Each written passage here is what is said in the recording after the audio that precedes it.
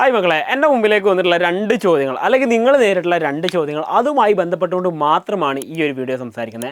വേറെ ഒന്നുമല്ല, നിങ്ങളുടെ ഇമ്പ്രൂവ്മെൻറ്റ് എക്സാം. അപ്പോൾ നിങ്ങൾ ശ്രദ്ധിക്കേണ്ട ഈ രണ്ട് ചോദ്യങ്ങൾ എന്ന് പറഞ്ഞാൽ ചെറിയൊരു ലെങ്ത്തിൽ മാത്രം വരുന്ന ഈ വീഡിയോ നിങ്ങൾ ഫുള്ള് കാണണം.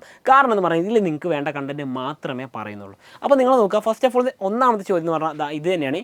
ഇമ്പ്രൂവ്മെൻറ്റ് എക്സാമിന് എത്ര സമയം ഉണ്ടായിരിക്കും അല്ലെങ്കിൽ എത്ര സമയമാണ് നമുക്കുള്ളത്? നിങ്ങൾക്ക് അറിയുന്ന ഒരു കാര്യങ്ങൾ ഞാൻ പറഞ്ഞുതരാം. നമ്മുടെ ഓഗസ്റ്റ് മാസം, നിങ്ങൾ ഈ വീഡിയോ കാണുന്ന സമയം എന്ന് പറഞ്ഞാൽ ജൂലൈയിലായിരിക്കും. അത് കഴിഞ്ഞ് നമുക്ക് ഓഗസ്റ്റ് മുതൽ കൂട്ടാം. ഓക്കെ, അപ്പോൾ ആദ്യമേ നോക്കിക്കോളൂ, നിങ്ങളുടെ ഓഗസ്റ്റ് മാസമാണ് നമുക്ക് ആദ്യം തുടങ്ങുന്നത് അല്ലേ. നമ്മുടെ ഓഗസ്റ്റ് മാസം നമുക്ക് തുടങ്ങുന്നുണ്ട്. നിങ്ങൾ നോക്കേണ്ട കാര്യം എന്ന് പറഞ്ഞാൽ ഈ ഓഗസ്റ്റ് മാസത്തിൽ നമുക്ക് എന്ത് ചെയ്യും? ആദ്യമായിട്ട് നമുക്ക് ഓണം എക്സാം വരുന്നുണ്ട്. ഓക്കെ, ഓണം എക്സാം വരുന്നുണ്ട്. അത് കഴിഞ്ഞ് നമുക്ക് വെക്കേഷൻ വരുന്നുണ്ട്. അത് കഴിഞ്ഞ് നമുക്ക് എന്ത് ചെയ്യാണ്ട് ഈ പറയുന്ന സെപ്റ്റംബറിൽ എന്ത് ചെയ്യും? നമുക്ക് പിന്നെ ഒരു മാസം കൂടി ഉണ്ട്. അത് കഴിഞ്ഞ് മക്കളെ ഒക്ടോബറിലാണ് നമ്മുടെ നിലവിലുള്ള അറിയിപ്പ് പ്രകാരം ഇമ്പ്രൂവ്മെൻറ്റ് എക്സാം നടക്കുന്നത്. അപ്പോൾ നിങ്ങളിവിടെ നോക്കുകയാണെങ്കിൽ നിങ്ങൾക്കിവിടെ മനസ്സിലാക്കാൻ പറ്റുന്ന കാര്യം, നമുക്കൊരു 60 ദിവസമായിരിക്കും നമുക്കിവിടെ സമയം കിട്ടുന്നുണ്ടാവുക. ഓക്കെ, അപ്പം 60 ദിവസം സമയം, അതായത് 2 മാസത്തേക്കുള്ള സമയം മാത്രമേ നമുക്കിവിടെ കിട്ടാൻ പോകുന്നുള്ളൂ. അപ്പോൾ നിങ്ങൾ മനസ്സിലാക്കുക, നിങ്ങളുടെ ഓണം എക്സാമിന് മുൻപ് വരെയുള്ള ഒരു 60 ദിവസം മാത്രമാണ് നമുക്ക് സമയം ഉണ്ടാവുക. ഇനി ഇത് വെച്ചിട്ടാണ് നമ്മൾ പഠിക്കാൻ പോകേണ്ട കാര്യങ്ങൾ. നിങ്ങൾക്ക് മാക്സിമം എത്ര സബ്ജക്റ്റ് ഇമ്പ്രൂവ് ചെയ്യാൻ പറ്റുക? 3 സബ്ജക്റ്റ് പറ്റും. ഈ 3 ഇമ്പ്രൂവ് ചെയ്യുന്നതിൽ ഒരു സബ്ജക്റ്റിന് 20 ദിവസം വെച്ച് നമുക്ക് മാറ്റി വെക്കാം അല്ലേ. ആ 20 ദിവസം വെച്ച് മാറ്റി വെക്കുമ്പോൾ, ഉദാഹരണത്തിന് എക്കണോമിക്സ് എന്ന് പറഞ്ഞാൽ +1 കൊമേഴ്സിലും ഹ്യൂമാനിറ്റീസിലുള്ള കുട്ടികൾ പഠിക്കുന്ന സബ്ജക്റ്റ് നിങ്ങൾ നോക്കുക. ഈ എക്കണോമിക്സിന് 17 ചാപ്റ്റർ പഠിക്കാൻ 20 ദിവസമാണ് ആകുള്ളത്. അപ്പോൾ ഓരോ ദിവസം ഓരോ ചാപ്റ്റർ വെച്ച് പഠിച്ചു കഴിഞ്ഞാൽ 17 ദിവസം കഴിഞ്ഞു. പിന്നെ ഇന്ത്യൻ എക്കോണമി, സ്റ്റാറ്റി രണ്ടും ഓരോ ദിവസം റിവിഷൻ ചെയ്താൽ 19 ദിവസമായി. ലാസ്റ്റ് എക്സാമിൻ്റെ തലേന്നായിട്ട് നമുക്ക് പഠിക്കാൻ എന്ത് കിട്ടും? ഈ പറഞ്ഞിരിക്കുന്ന ജസ്റ്റ് ഒരു ക്വസ്റ്റ്യൻ പേപ്പർ നോക്കുക, ഒരു ദിവസം കിട്ടും. നിങ്ങൾ നോക്കുക, ഇങ്ങനെ പഠിച്ചു കഴിഞ്ഞാൽ ഇതുകൊണ്ട് വല്ല കാര്യം ഉണ്ടാവും? ഒരു കാര്യം ഉണ്ടാകുന്നില്ല. കാര്യം ഞാൻ ഗ്യാരണ്ടി തരാം. അപ്പോൾ അതിനെന്താ ചെയ്യേണ്ടത് കൃത്യമായിട്ട് പറഞ്ഞിട്ട്, നമ്മുടെ വീക്ക്നെസ് എന്തൊക്കെയാണ്, നമ്മുടെ സ്ട്രെങ്ത്ത് എന്തൊക്കെയാണ്, നമ്മളെ എവിടേക്കാണ് ബാക്കിൽ നിൽക്കുന്നത്, നമുക്ക് എവിടേക്കാണ് സ്ട്രോങ് ആക്കാനുണ്ട്, നമുക്ക് അറിയുന്നത് എന്തൊക്കെയാണ്, അറിയാത്ത എന്തൊക്കെയാണ്, ഇമ്പ്രൂവ്മെൻറ്റ് എക്സാമിന് വേണ്ടിയിട്ട് നമ്മൾ പഠിക്കേണ്ടത് എന്തൊക്കെയാണ്, എക്സാമിന് മാത്രം നമ്മൾ പഠിക്കേണ്ട ടോപ്പിക് എന്താണ്, എക്സാമിന് എങ്ങനെ മാർക്ക് സ്കോർ ചെയ്യാം, ഏതൊക്കെ ശ്രദ്ധിച്ചാൽ എങ്ങനെയൊക്കെ എഴുതിയാൽ മാർക്ക് കിട്ടും. ഇങ്ങനെ ഒരുപാട് ഡൗട്ടുകൾ, ഒരുപാട് ചോദ്യങ്ങൾ, ഒരുപാട് ഉത്തരങ്ങൾ ആവശ്യപ്പെടുന്ന പല കാര്യങ്ങളും നമ്മുടെ മുമ്പിലുണ്ടാവും. ഇതിന് കൃത്യമായിട്ട് ഒരു വഴി പറഞ്ഞുതരാം. നിങ്ങൾക്ക് കൃത്യമായിട്ട് അഡ്വൈസോട് കൂടി ഈ കാര്യങ്ങൾ എന്താ ചെയ്യേണ്ടത് ഞാൻ അവസാനം വീഡിയോക്ക് പറഞ്ഞുതരാം. അപ്പം നോക്കിക്കോളൂ.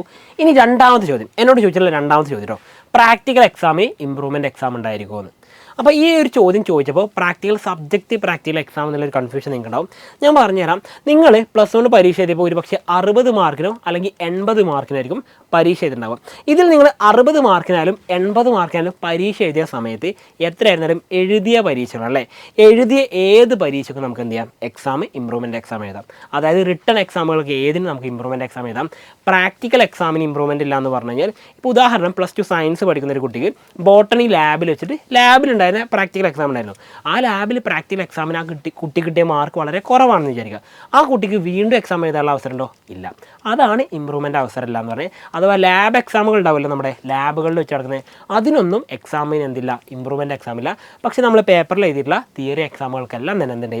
ഇമ്പ്രൂവ്മെൻറ്റ് എക്സാം എഴുതാൻ പറ്റും. ഓക്കെ, അപ്പോൾ നിങ്ങൾ മനസ്സിലാക്കുക, ഈ രണ്ട് ചോദ്യങ്ങൾക്കുള്ള ഉത്തരം പറയാൻ എന്ന് മാത്രമേ ഈ വീഡിയോയുടെ ഉദ്ദേശമുള്ളൂ. ഇനി അടുത്ത കാര്യം ഞാൻ തുടക്കത്തിൽ പറഞ്ഞു, നിങ്ങൾ ഇനി എന്താ ചെയ്യേണ്ടത് കൃത്യമായിട്ട് പറഞ്ഞാൽ മക്കളെ, നിങ്ങൾക്ക് ഇനിയുള്ള കുറച്ച് സമയം ആകെ നമ്മുടെ മുമ്പിൽ പറയുകയാണെങ്കിൽ ഒരു 60 ദിവസം, ഏകദേശം 2 മാസം. അതിൽ വെക്കേഷനും ഓണത്തിൻ്റെ കാര്യങ്ങളൊക്കെ ആയിട്ട് പല രീതിയിൽ നമുക്ക് പോകുന്ന സമയത്ത് പിന്നെ കുറച്ച് സമയം എണ്ണി കൃത്യമായിട്ട് പറയുകയാണെങ്കിൽ ഒരു 40 ദിവസമായിരിക്കും നമ്മുടെ മുമ്പിലുണ്ടാവും. 20 ദിവസം നമ്മുടെ എക്സാം വെക്കേഷനൊക്കെ ആയിട്ട് പോകുകയാണെങ്കിൽ പോലും നമ്മുടെ മുമ്പിലുണ്ടായി 40 ദിവസം ഉണ്ടാവും. അതിൽ നിങ്ങളുടെ ഏറ്റവും മികച്ച രീതിയിൽ തന്നെ സബ്ജക്റ്റ് ഒന്ന് പോലും വിടാതെ എക്സാമിന് എന്താണോ ശ്രദ്ധിക്കേണ്ടത് അത് മാത്രം പഠിച്ച് ഇമ്പ്രൂവ്മെൻറ്റ് എക്സാം എഴുതി ഞാൻ ഗ്യാരണ്ടി തരാം നിങ്ങൾക്ക് നല്ലൊരു മാർക്ക് അവിടെ സ്കോർ ചെയ്യാൻ പറ്റും. അതിന് നിങ്ങൾ എന്താ ചെയ്യേണ്ടത് വെച്ചാൽ മക്കളെ, സിമ്പിളായിട്ട് പറഞ്ഞാൽ ഇത്രേ ഉള്ളൂ. നിങ്ങൾക്ക് കൃത്യമായിട്ട് പഠിക്കാൻ ആഗ്രഹമുണ്ടെങ്കിൽ നിങ്ങൾക്ക് എന്ത് ചെയ്യാം? ഈ പറഞ്ഞ ഇമ്പ്രൂവ്മെൻറ്റ് എക്സാമിന് മാർക്ക് സ്കോർ ചെയ്യാനും അതോടൊപ്പം തന്നെ നിങ്ങൾക്ക് ഇപ്പോൾ കിട്ടിയ മാർക്ക് ഭയങ്കര ബോറാണെന്ന് നിങ്ങൾക്കറിയാം. അതുകൊണ്ടാണ് നിങ്ങൾ ഈ വീഡിയോ ഇതുവരെയും കണ്ടുകൊണ്ടിരുന്നത്. ആ മാർക്കൊന്ന് ബെറ്റർ ആക്കണം എന്ന് ആഗ്രഹിക്കുകയും അത് A+ലേക്കോ Aയിലേക്കോ ഡബിൾ പാസിലേക്കോ എത്തിക്കുന്ന ഏത് ലെവലിൽ നിങ്ങൾ ആഗ്രഹിച്ചാലും കുഴപ്പമില്ല. അതിനുള്ള എല്ലാ സപ്പോർട്ടും കൂടി ഞാൻ നിങ്ങൾക്ക് ഗ്യാരണ്ടി തരാം മക്കളെ. ഈ പറയുന്ന എജു ബോർഡിൽ ഇമ്പ്രൂവ്മെൻറ്റ് ബാച്ചിൽ അത് കൃത്യമായിട്ട് കൊടുത്തിട്ടുണ്ട്. ഇനി നിങ്ങളോട് പറയുന്ന അടുത്തൊരു കാര്യം, ഈ പറയുന്ന നിങ്ങൾ ശ്രദ്ധിക്കേണ്ടത് മെയിനായിട്ട് എന്താ, ഈ പറഞ്ഞ ഇമ്പ്രൂവ്മെൻറ്റ് ബാച്ചിനെ കുറിച്ചൊക്കെ കൂടുതൽ ഡീറ്റെയിൽസും കാര്യങ്ങളൊക്കെ അറിയാൻ നിങ്ങൾക്ക് ആഗ്രഹം ഉണ്ടാവും.